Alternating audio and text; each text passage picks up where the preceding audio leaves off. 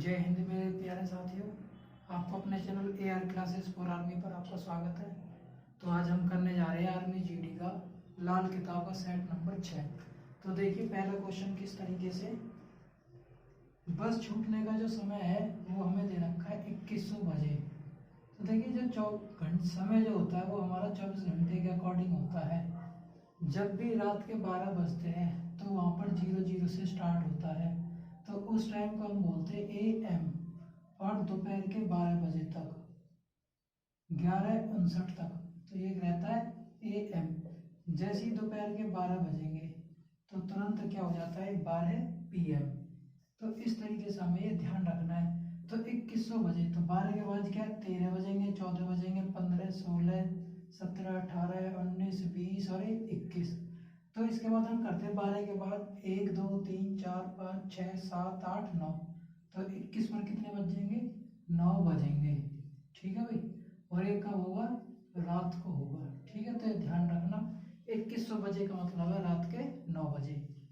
Second question, तो इसको हम क्या लिख देंगे यहाँ पर 9 PM। ठीक है भाई। सेकंड क्वेश्चन हमें दे रखा है cos 0 डिग्री 1 जमा के साइन 90 डिग्री। तो हमारे पास टेबल होती है, तो ध्यान रखना इसमें जो cos 0 होता है वो 1 डिग्री के बराबर होता है, और जो साइन 90 होता है वो भी उसकी वैल्यू कितनी होती है 1 होती है। तो cos 0 डिग्री की वैल्यू कितनी 1, तो ये 1 रख दिया। ये 1 हमें दे रखा तो ये 1 लिख दिया। साइन 90 है जो इसका मान भी 1 होता है, तो ये भी 1 लिख दिया। तो 1 बटे में 1 और 1 कितने हो गए भाई 2। तो ये वैल्यू आ जाएगी हमारे पास कितने भाई 1/2। नेक्स्ट क्वेश्चन देखो हमारे पास है tan थीटा जमा के cot थीटा बराबर 2। तो मैंने सेट नंबर 5 में पहले ही बताया था कि इस तरीके से हम करेंगे। तो थीटा का मान रख देंगे हम कितना भाई 45 डिग्री। तो tan 45 प्लस में cot 45, तो 1 जमा 1 बराबर कितना आ जाएगा 2। देखिए चौथा क्वेश्चन किस तरीके से करेंगे 15/25। इसका मान निकालना है, तो इसको हम क्या है 5 से काट लेंगे। तो 5 3 15, 5 पूरे 25। तो कैंसिल आउट करने के बाद इसकी वैल्यू आ जाएगी कितनी भाई 3/5। देखिए नेक्स्ट क्वेश्चन, 18 पुरुष एक काम को कितने दिनों में करते हैं भाई 15 दिन में। तो 60 पुरुष इससे दुगने काम को कितने दिनों में करेंगे। तो मैंने आप लोगों को पहले बता रखा है इस टाइप के क्वेश्चन को हम कैसे करते हैं MDH फॉर्मूले से। ठीक है, ये पहली कंडीशन, ये दूसरी कंडीशन। तो पहली कंडीशन में मैन कितने 18 दिन कितने रखे 15 बराबर, दूसरी कंडीशन में 60 है। D2 की वैल्यू में निकालनी है, और टाइम के हिसाब की बार ध्यान रखना दुगना है। तो ये 60 पहले यहाँ से इसके बटे में जाएगा, तो यहाँ से ये चला गया इसके बटे में, और जो काम है वो आप लोगों को दुगना दे रखा है, तो ये कर देंगे हम ट्वाइस। भाई ये तो पहला काम था, अब ये 2 से अगर गुना करते थे क्या हो जाएगा दुगना हो जाएगा। तो 15 चौका 60, 2 दूनी 4 और 2 नीम 18। तो दिनों की जो संख्या होगी वो कितनी होगी 9 दिन। देखिए अब नेक्स्ट क्वेश्चन, 360 डिग्री का जो कोण होता है इसको हम क्या बोलते हैं, तो इसको हम बोलते हैं वृत्त कोण। 90 डिग्री का जो कोण होता है इसको हम बोलते हैं समकोण। 180 डिग्री के बराबर होता है इसे हम बोलते हैं सरल कोण। 90 डिग्री से कम जो होता है इसे हम बोलते हैं न्यून कोण। और जो 90 डिग्री से ज्यादा हो लेकिन 180 से कम हो तो उसे हम बोलते हैं अधिक कोण। तो इस तरीके से आप लोगों को ध्यान रखना है। त्रिभुज है जो अगला क्वेश्चन है हमारे पास, त्रिभुज कितने प्रकार के होते हैं। ठीक है भाई। तो त्रिभुज हमेशा ध्यान रखना 3 तरीके के होते हैं। एक को हम बोलते हैं स्केलेन ट्रायंगल, एक आइसोसेलेस ट्रायंगल, और एक होता है हमारे पास इक्विलैटरल ट्रायंगल। स्केलिन को बोलते हैं हम विषम बाहु त्रिभुज, आइसोसेलेस को बोलते हैं हम समद्विबाहु, और इक्विलैटरल को बोलते हैं हम समबाहु। ठीक है। विषमबाहु त्रिभुज या स्केलिन ट्रायंगल क्या होता है, जिसकी तीनों भुजाएं अलग अलग हो, तो उसे हम क्या बोलते हैं, स्केलिन ट्रायंगल। आइसोसेलेस सम द्विबाहु, यहाँ पर देखो सम मतलब समान, द्वि मतलब दो, जिसकी दो भुजा समान हो उसे हम क्या बोलते हैं, आइसोसेलेस ट्रायंगल। इक्विलैटरल समबाहु मतलब जिसकी भुजा तीनों के तीनों क्या समान हो, तो उसे हम क्या बोलते हैं, इक्विलैटरल ट्रायंगल। नेक्स्ट क्वेश्चन देखिए,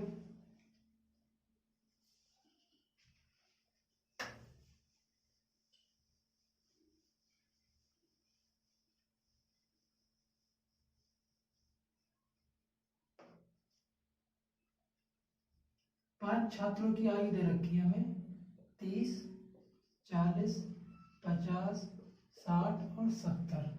तो इनका औसत बताना है क्या है। तो औसत निकालने का सूत्र मैंने आप लोगों को बता रखा है कि कुल प्रेक्षणों का योग और बटे में कुल संख्या। ये किसका सूत्र है हमारे पास, औसत निकालने का सूत्र है। तो देखो निकालो, इनका योग करते 30 और 40, 70 और 50, 120, 60, 180 और 70, 250। ये तो हो गया 250। और बटे में संख्या कितनी है, 1 2 3 4 5 5, तो 250 कट जाएगा 50 से, 5 से 5 50 बार। तो हमारे पास औसत आ जाएगा कितना भाई, 50। नेक्स्ट क्वेश्चन देखो, 6 बटे में वाई स्क्वायर घटा के 2 बराबर 0। ये घटा के 2 इधर जाके कैसे हो जाएगा भाई, 6 बटे में वाई स्क्वायर बराबर जमा के 2 बन जाएंगे। ये इसके बटे में कुछ नहीं थे, 1 मान लेंगे, आर पार गुना करी तो ये 6 की 1 से गुना करी तो ये तो 6 बन गया।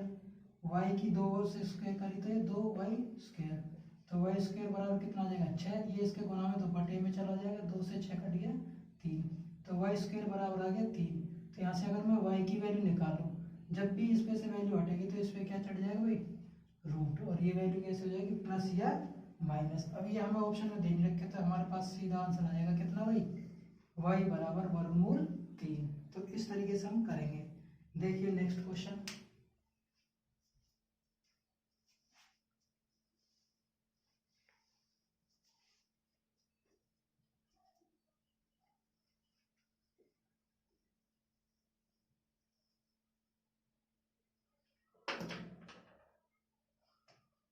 ये दे रखा हमें log a बराबर 2 log 2 जमा में log 3 घटा के 3/4 log 16।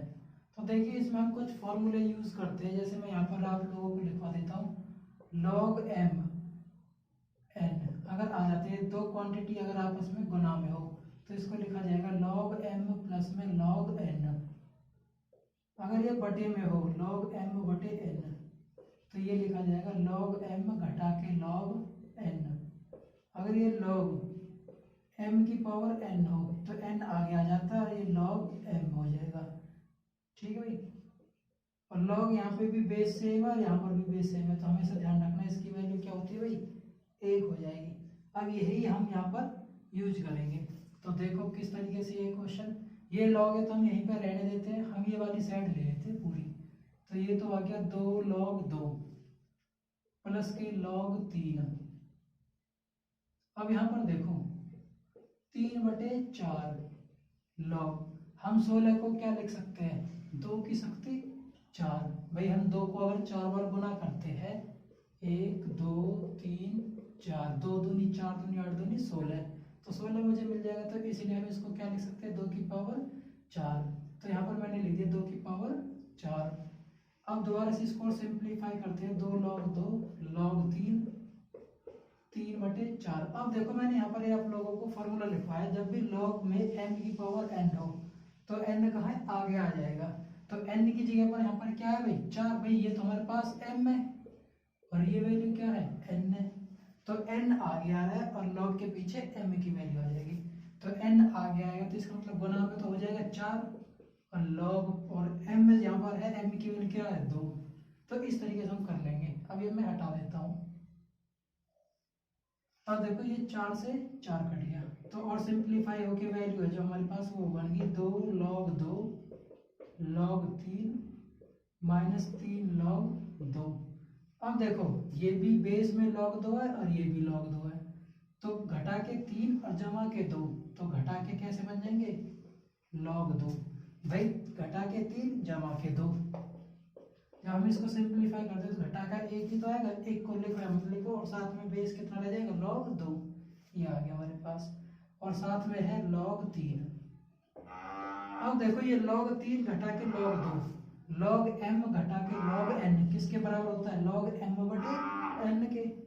तो ये log m की जगह पे क्या हमारे पास 3, और n की जगह पे क्या है 2। ये पूरी वैल्यू थी वो किसके बराबर चल रही है, log a के बराबर।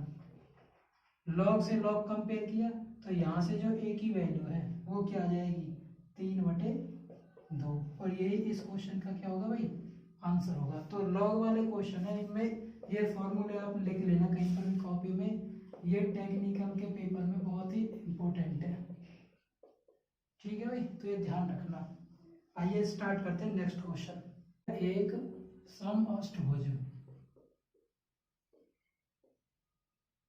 में दो भुजाओं के बीच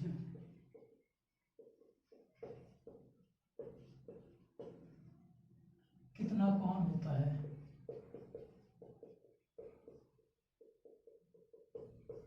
ठीक है भाई, तो ये ध्यान रखना। तो हमारे पास फॉर्मूला होता है एन पॉलीगन का, मतलब एन बहुभुज के आंतरिक कोणों का योग अगर हम निकालते हैं, आंतरिक कोण का योग निकालने का जो फॉर्मूला होता है वो होता है हमारे पास n-2 गुना में 180। ये कुछ इंपॉर्टेंट फॉर्मूला है, ये मैं आप लोगों को लिखवा रहा हूँ, ये आपको इस टाइप के जो क्वेश्चन आते हैं उसमें पता लगेगी। यहाँ पर देखो n पॉलीगन के भुजाओं के बीच कोण निकालने का जो सूत्र होगा वो क्या होगा, n-2 इंटू में 180 बटे में n। ऐसी n पॉलीगन है, n बहुभुज के बाह्य कोणों का योग हम निकालते हैं, तो यहाँ पर जब सूत्र यूज होगा वो होगा 360 बटे में n। अब हमें क्वेश्चन में पूछा दो भुजाओं के बीच कितना कोण होगा, तो भुजाओं के बीच कोण निकालने का सूत्र हमारे पास ये होता है। तो n हमें यहाँ पर क्या होती है, भुजा होती है। तो सम अष्टभुज, तो सम अष्ट, अष्ट का मतलब कितना हो गया 8, तो यहाँ पर हम यूज करेंगे n की जगह पर 8। तो देखो किस तरीके से हम क्वेश्चन निकालेंगे। तो n-2 गुना के 180 बटे में n का मान कितना लेना है हमें 8, तो यहाँ पर हम लेते हैं n का मान 8। तो 8-2 गुना के 180 बटे में 8। तो देखो यहाँ पर 8 में से 2 गए तो कितने बच गए भाई, ये 6। 2 से काट देते हैं 3 बार, 2 से कट जाए 4 बार, और 4 से कट गए 4 चौक 16, 2 बच गए, 4 पंजे 20। 45 की और 3 की जब हम गुना करते हैं तो ये कौन कितना आ जाएगा, 135 डिग्री का। ठीक है, तो इस तरीके से हमें क्वेश्चन करेंगे। ये फॉर्मूला लिख लेना आप अलग से कॉपी पर, ठीक है, नोटबुक में लिख लेना कहीं पर भी, तो ये इम्पोर्टेंट है। आइए नेक्स्ट क्वेश्चन करते हैं। 369664 का वर्गमूल मान बताना क्या होगा। तो देखो मैंने वर्ग और वर्गमूल का जो प्लेलिस्ट डाल रखा है यूट्यूब पर, वहाँ पर भी आप लोग देख सकते हो। तो मैंने बता रखा है कि 1 से लेके 1000 तक के वर्ग आप किस तरीके से निकाल सकते हो। ठीक है, तो हम उसी कंसेप्ट का यहाँ पर यूज करते हैं। तो हम ऑप्शन लेते हैं पहला 608। तो मैंने वहाँ पर क्या बताया था कि जब भी 0 आ जाए तो हमें क्या है, पूरी एक ही डिजिट को क्या है, दोनों अक्षरों को एक पेयर मानना है, या दोनों पेयर को एक डिजिट मानना है। तो ये हमारे पास ए हो गया और यहाँ पर बी हो गया। तो हम वहाँ पर फॉर्मूला यूज करते थे। तो देखो किस तरीके से हम करेंगे। तो हम क्या करते हैं, यहाँ पर 6 का स्क्वायर लिख लेते हैं। भाई 8 का स्क्वायर कितना हो गया, पहले 64, पीछे से हम स्टार्ट करते हैं। फिर हम क्या करते हैं, ए की और बी का ट्वाइस कर देते हैं। तो 6 की और 8 की गुना करी 48, 48 की 2 से गुना करी तो कितना आ गया 96। हम दो डिजिट क्यों लेके चल रहे, क्योंकि हमने 2 डिजिट को एक पेयर माना है। फिर हम क्या करते हैं, इसका स्क्वायर करते हैं। तो 6 का स्क्वायर कितना हो गया भाई 36। तो इस तरीके से हम कर सकते हैं, या फिर आप लोग डायरेक्ट ऐसे भी समझ सकते हो। 608 है, जब भी 0 आए तो पीछे वाली संख्या का स्क्वायर लिख लो, अगली वाली संख्या का स्क्वायर लिख दो, और इन दोनों का मल्टीप्लाई करके ट्वाइस कर दो। 6 48 दूनी 96। अगर यहाँ पर 3 डिजिट की आती, सपोज करो यहाँ पर 132 आता, तो 32 लिख के एक इसमें ऐड कर देते तो ये 37 बन जाता। अब ये हासिल ही नहीं आ रहा है इसमें, तो इसको हम एज इट इज छोड़ देंगे। आइए स्टार्ट करते हैं नेक्स्ट क्वेश्चन। ये कह रहा है 444 बटे में 629 का मान निकालो। तो जब भी ऐसे ये उल्टी सीधी संख्या आप लोगों को जब गिवन हो तो ध्यान रखना, हमेशा आपको एक प्राइम नंबर दिया होगा या फिर हम प्राइम फैक्टर मानते हैं, ठीक है भाई। तो इसमें प्राइम संख्या जो होगी, अभाज्य संख्या जिसको हम बोलते हैं, तो यहाँ पर हम देखते हैं कि ये क्या है, 37 से डिवाइड हो रही है। किससे डिवाइड हो रही है भाई? 37 से। तो 37 से जब हम डिवाइड देते हैं 444 को, तो ये कट जाता है भाई 37 एकम 37, 7 और 37 दूनी 74। ये 12 बार पे कट जाएगा और ये वैल्यू कट जाएगी आपकी 7 बार पर। मैंने 7 क्यों लिखा? क्योंकि 7 को जब मैं 7 से गुना करता हूँ तो यूनिट डिजिट कितना आएगा? 9। 7 7 49, तो 49 में 9 आता है, और तो वैसे आता नहीं है 7 की टेबल में 9, तो इसलिए यहाँ पर क्या आ जाएगा? डायरेक्ट 7। अब मैंने यहाँ पर 1 क्यों लिखा? क्योंकि 37 को अगर मैं 2 से गुना करता हूँ तो ये वैल्यू आएगी 74, और मेरे पास जो वैल्यू वो है 62, तो इसलिए क्या है, एक बार जब ये आएगा तो आंसर आ जाएगा हमारे पास कितना? 12/17। देखिए नेक्स्ट क्वेश्चन।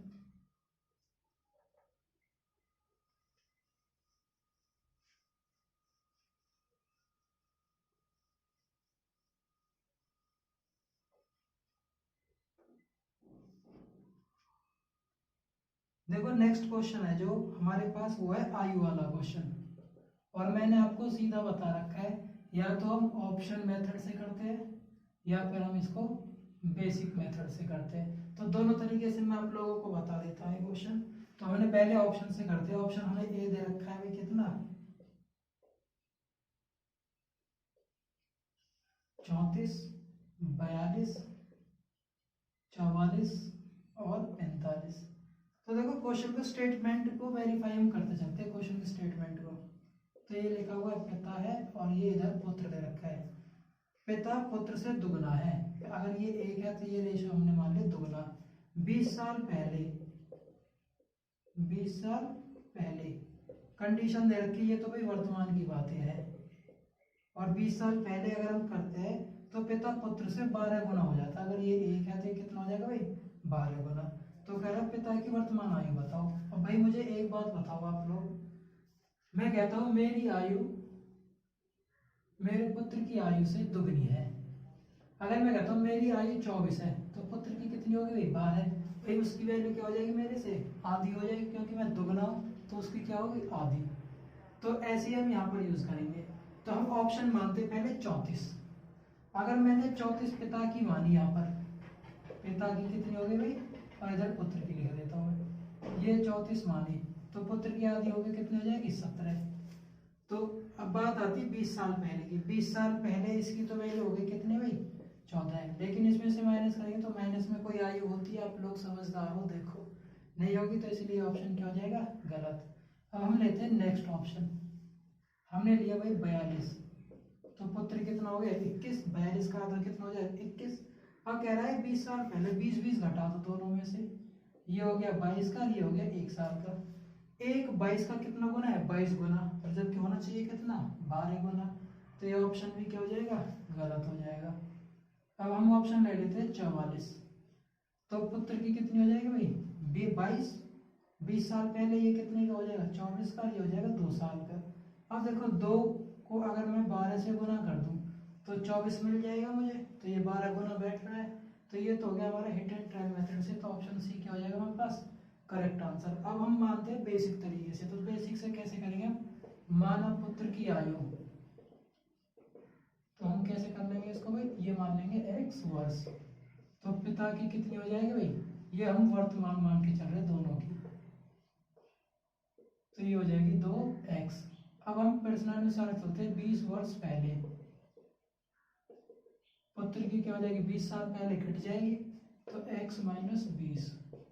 और 20 साल पहले ही अगर हम पिता की माने तो ये कितनी हो जाएगी? 2x minus 20। अब हम प्रश्नानुसार चलते हैं, तो कह रहा है 12 गुना हो रहा है। पिता की जो आयु है 2x माइनस 20, वो पुत्र की आयु की 12 गुना है। अगर इस 12 गुना को मैं अगर पुत्र की में कर दूं तो ये बराबर हो जाएंगे, ठीक है, तो इस तरीके से अब यहाँ पर वैल्यू करते हैं। तो 12 की x से गुना करी 12x माइनस 12 की 20 से गुना करी तो 240, और ये आ गया 2x माइनस 20। 12x में से ये 2x इधर ले जाएंगे तो घटा देंगे तो क्या आ जाएगा, ये 10x। ये 240 इधर आके प्लस हो जाएगा तो 200 घटा के ये रहेगा, ये जमा के, तो ये वैल्यू आ जाएगी 220।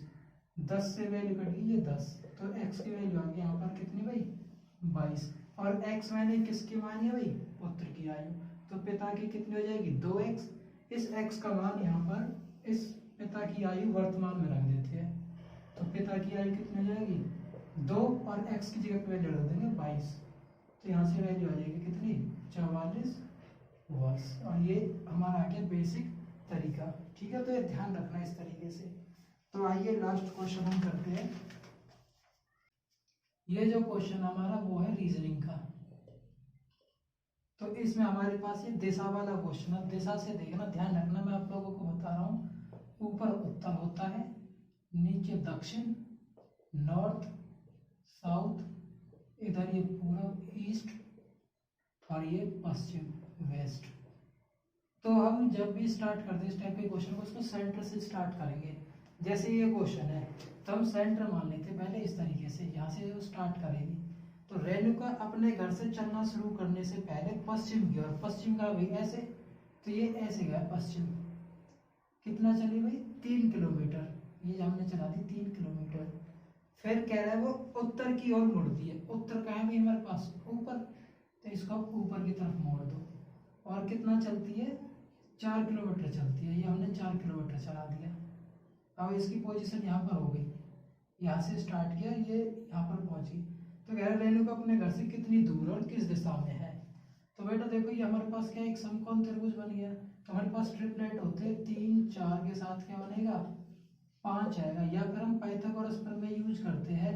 ये क्या बन गया हमारे पास कर्ण। तो कर्ण का वर्ग मैंने आप लोगों को बता रखा है क्या होता है भाई, आधार का वर्ग और जमा में लंब का वर्ग। तो 3 का वर्ग 9 और 4 का वर्ग 16, तो ये वैल्यू बन गई 5। तो कर्ण का वर्ग ये है। तो कर्ण की अगर स्क्वायर वैल्यू हम हटाते हैं तो ये वैल्यू क्या बन जाएगी हमारे पास 25 कितने का वर्ग होता है 5 का। तो जो ये भुजा आई ये कितने निकल के आई 5 किलोमीटर। इसका मतलब ये अपने घर से कितनी दूर है 5 किलोमीटर दूर है। अब देखो यहाँ पर इस क्वेश्चन में ये पश्चिम में ऐसे गई और फिर ऐसे, तो यहाँ पर पहुंच गई। अब ये जो दिशा है ये कौन सी, इधर उत्तर है और इधर पश्चिम है, तो इन दोनों के बीच में है, तो उत्तर आ जाएगा 5 किलोमीटर उत्तर पश्चिम, या फिर हम कह सकते हैं नॉर्थ वेस्ट। ठीक है, तो इस तरीके से हम इन क्वेश्चंस को करेंगे। तो आज के सेशन में बस इतना ही। जय हिंद, जय भारत।